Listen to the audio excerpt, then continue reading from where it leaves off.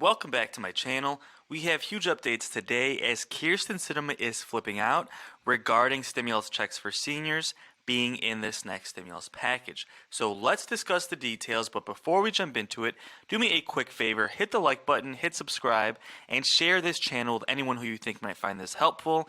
This is a community for seniors and a community for those who are disabled. And my job here is to be a voice for you to make sure that President Biden is keeping his promises to take care of Social Security benefits, take care of SSI and SSDI, and basically just do everything he said he would before people voted for him. I mean, he promised to do stimulus checks for seniors. He promised to make sure that no senior on Social Security, SSI, or SSDI would be forced to live in poverty. So this is our community, and thank you so much for being a part of it. Now, if you really want to support my work, subscribe to my second channel. The link to that is going to be in the comments of this video, and that channel is going to be a community for seniors as well. It's going to be more of a fun channel where we play bingo live. You can play bingo with me. I'm going to be on camera with a live chat, so you can see me on camera. We can talk in the comments. Everybody can talk with each other. We're going to play casino games, play the lottery, so it's going to be a fun channel, and I'm going to be giving away some stimulus checks as well. So subscribe to that channel. The link is going to be in the comments of this video. Okay, let's jump right into Kyrsten Sinema. What the heck is going on? She just held an interview with CNN discussing her thoughts on the next stimulus package, which Chuck Schumer is trying to get done by the end of December. Now remember, Bernie Sanders is trying to include stimulus checks for seniors in this package, and we got a funny situation with Kyrsten Sinema because for a long time she said that she supports seniors, she supports Medicare and Social Security, but now she has a problem with seniors getting stimulus checks, and she has a problem with lowering prescription drug costs and even with expanding Social Security. Now, this is back when she was campaigning back in 2018 to be the senator of Arizona. She said that she is the only candidate for Senate who refuses to cut Medicare and Social Security or raise the retirement age. Raising the retirement age means you have to wait longer to actually get your full retirement Social Security benefits. So when she was running for senator, she made it seem like she really supports seniors, right? So there's a lot of seniors in Arizona. I think we know, Arizona being a warm state, a lot of seniors move there just to retire. So trying to represent her state, she said, hey, I support seniors, I support Medicare, I support Social Security benefits, and now she's upset that Bernie Sanders is trying to include a stimulus check for seniors in this package. She also was upset that President Biden was trying to lower prescription drug costs, although it does look like they've come to a kind of an agreement on that. And it looks like she's kind of against Social Security benefits being increased. We don't have confirmation of that, but based off of her history here, where she doesn't want to do more stimulus checks, she didn't want to do more unemployment stimulus, she doesn't want to spend more, she only wants to give tax cuts to the rich, basically spending on the rich. Kind of seems like next year, when President Biden tries to do his next stimulus package with Social Security increases in it, that Kyrsten Sinema might not be on board for that. So it just goes to show, folks, that when politicians are running, it's so frustrating because when they're running, they say one thing and then they do another. She said that she supported Social Security benefits. She said that she refuses to cut Medicare or Social Security or raise the retirement age, making it seem like she would be a voice for seniors as well. But now, honestly, it's looking like quite the opposite. And she recently held an interview saying that she won't commit to voting for Biden's sweeping social safety net expansion, aka the next stimulus package. Now remember, we've talked about it in detail. This stimulus package has a lot for seniors. It does have a lot. It's a lot of little things, but they add up. First of all, of course, we have the stimulus checks for seniors that Bernie Sanders is trying to include in this package. That could be anywhere between $800 and $2,000. So as things develop, please subscribe. I'll keep you posted as soon as we know what happens. Will Bernie Sanders succeed in getting stimulus checks in this package, or will Kyrsten Sinema and Joe Manchin get their way and have them excluded? We'll have to wait and see in the next couple of weeks. But in any case, There are already a lot of other things in this package. They have the Medicare expansion, which is going to cover hearing care.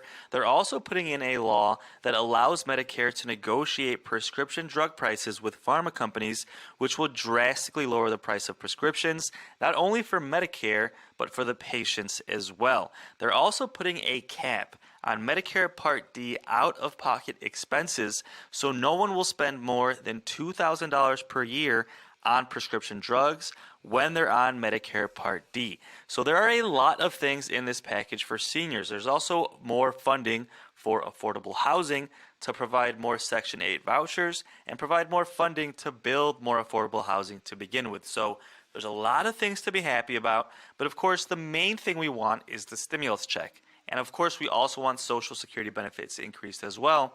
But we've already gotten notice that that's not going to be in this package. Increasing Social Security won't be in this stimulus package, but President Biden said it could potentially end up in next year's package, the 2022 stimulus package. So there's a lot of things developing, folks. Kyrsten Sinema and Joe Manchin are the only thing standing in the way of getting stimulus checks for seniors and getting basically the entire stimulus package approved, which is frustrating because it seems like they don't understand. Joe Manchin is from West Virginia. Kyrsten Sinema is the senator of Arizona. And there's a lot of seniors in those states, and it almost seems like they don't get it. It doesn't process in their brains that there are millions of seniors in their home states struggling. Millions of seniors who need another round of stimulus checks. Millions of seniors who have seen inflation hit them the most.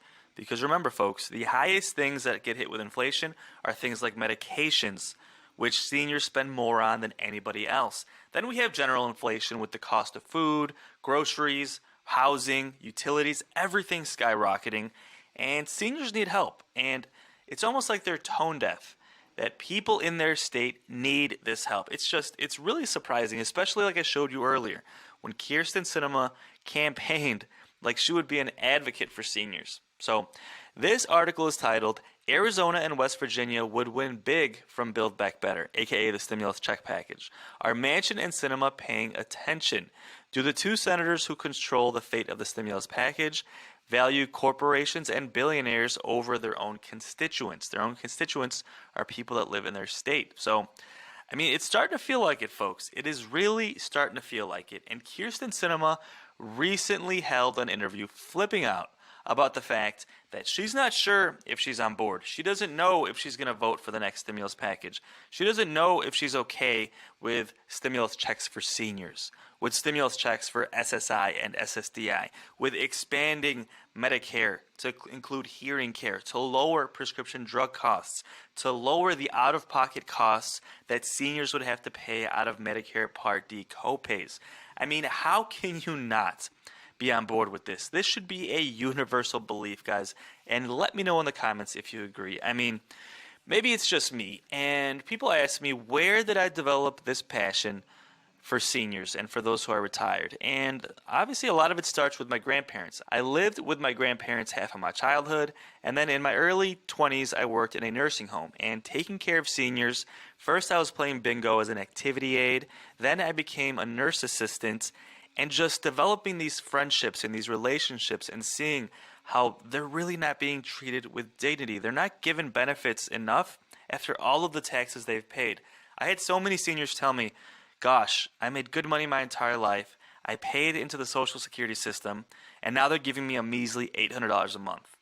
After they promised to give me a retirement of dignity, after paying my entire life into the system. For me, this is something really personal that I've developed over the years, and it's honestly a blessing to be a part of this community. So I just want to say, guys, thank you so much. Being here means so much more to me than it does to you.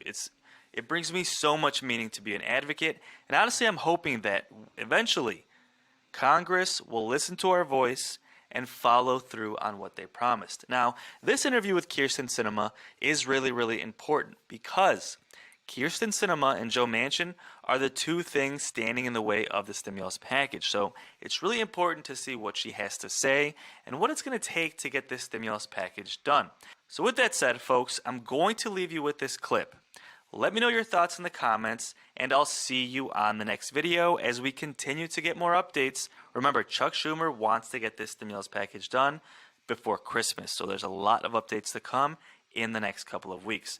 You have met directly with the president, perhaps more than any other senator in the Democratic Party, maybe aside from Joe Manchin. What lessons have you learned? What kind of negotiator is the president? And is it hard for you to tell the president, no, I can't do that? President Biden served in the Senate for a long time, so he knows how negotiations work.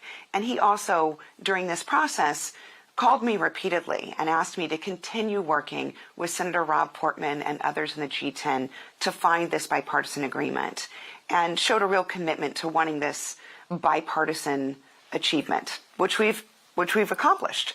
And I think the big challenge in front of us is for us to all work together in an accountable and transparent way to actually implement this law. Schumer has said he wants to vote on Build Back Better, that broader social safety net bill, before Christmas break. Are you prepared to vote yes when that comes to the floor? Well, I don't set the schedule for the Senate floor, and I'm always prepared to vote, and to vote for what's right for the interests of Arizona. I personally believe that the best way to create legislation is to be thoughtful and careful so that we're crafting legislation that truly represents the interests that we want to achieve and that creates a benefit and helps people all across Arizona and the country. So that's what I'm working on right now. So it doesn't sound like you're quite a yes yet on the version that just passed the House of Representatives. What changes do you want to make? Well, folks know I don't negotiate in the press, so I'm not going to do that with you. I know one of the things that you made clear very early in the negotiation with the president and your majority leader was that you were not going to support raising the corporate tax rate a single point. Did you feel like at any point they weren't taking your comments seriously, given the fact that they were promising for a long time that this was going to be part of the bill? You know, I don't really spend much time thinking about what other people are saying publicly. What I really want to focus on is how to get to a solution and solve a problem that matters to everyday folks in Arizona. And people back home in Arizona know that I am committed to ensuring that any legislation we pass retains America's competitiveness. So I won't support any legislation that increases burdens on Arizona or American businesses and reduces our ability to compete either domestically or globally. And so I want to make sure that if we are crafting legislation, we're doing it in a lean and efficient way that's fiscally responsible and doesn't impact things like inflation or make our businesses less competitive.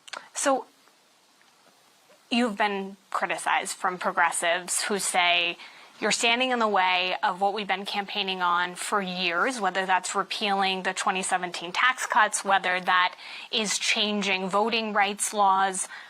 What do you say to progressives back home who are disappointed in the job that you're doing here? Well, I'm serving in the exact way that I've campaigned on over the last near decade that I've served in Washington, D.C.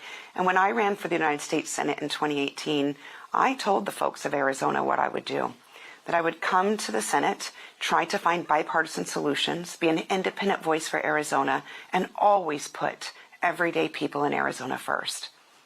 I would say that's exactly what I'm doing. The ways that you negotiate and talking with your colleagues is that you're pretty forthcoming about where you stand on something. We talked about the corporate tax rate. Why do you think it is that your leadership sometimes overpromises? Do you think that that's a problem for voters and for the Democratic Party? I can only speak for myself. But what I can say is this. I would never promise something to the American people that I can't deliver. And I think it's not responsible for elected leaders to do that. The concern I have is that, first, it's not very honest. So you should just be honest. That's something my parents taught me when I was very young, and it stuck. Some of your colleagues, some of them progressives, think that you're kind of an enigma, that they're not sure where you stand on any one issue while you're in the middle of a negotiation. Do you think that that's a fair criticism of you? I think I'm very direct. And I am very upfront when I talk to folks about what I believe in, what I can support and what I can't support. So I think there are some people who just don't like what they're hearing, and maybe they use other terms to describe it. But folks in Arizona know that I've always been a straight shooter and always will be. Would you be willing to vote with Democrats to hold up the president's mandates? Well, I'm not going to tell you those things.